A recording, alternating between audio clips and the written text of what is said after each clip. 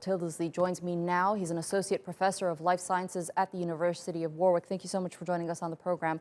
Now, we're talking about businesses opening as early as Monday here in some states across the U.S. But this virus is still out there, and it's still very contagious.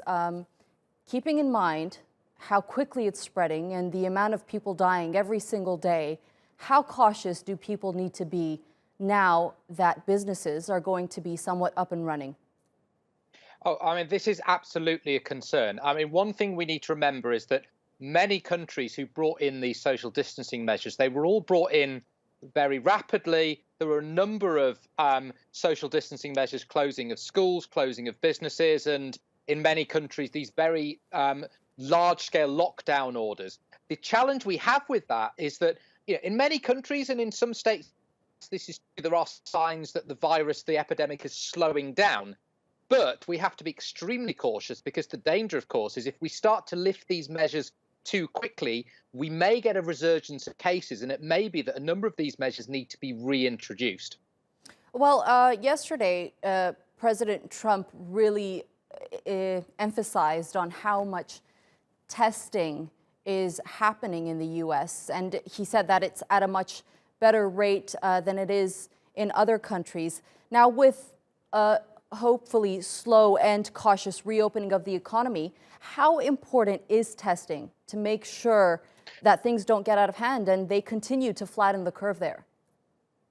Oh, testing is absolutely crucial. I mean, one of the key challenges we have with this virus is, and it's certainly the case with with my country in the UK, is we're only getting information on confirmed cases. And in the UK situation, they are normally people who have gone into hospital and have tested positive to the virus.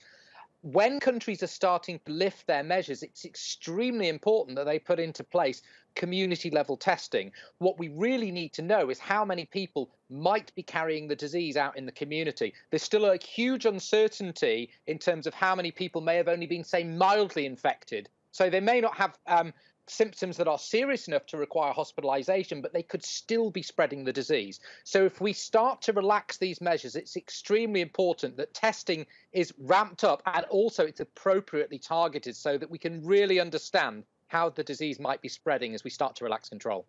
Well, in New York, as we know, it's the epicenter of the virus in the U.S., and Governor Andrew Cuomo actually said that there is a decrease in cases there. But can we expect a different part of the U.S. to turn into the epicenter of the virus, or can we expect the total number of cases to decrease across the country? Well, I mean, the US is a vast country, and I think this is the thing, we think about in Europe, we think about sort of countries as sort of managing their own epidemics. But even say, within my own country, different cities, different parts of the UK, the epidemic is at a different stage. So, so London, for instance, is 1 or 2 weeks before maybe other parts of the UK in terms of the disease.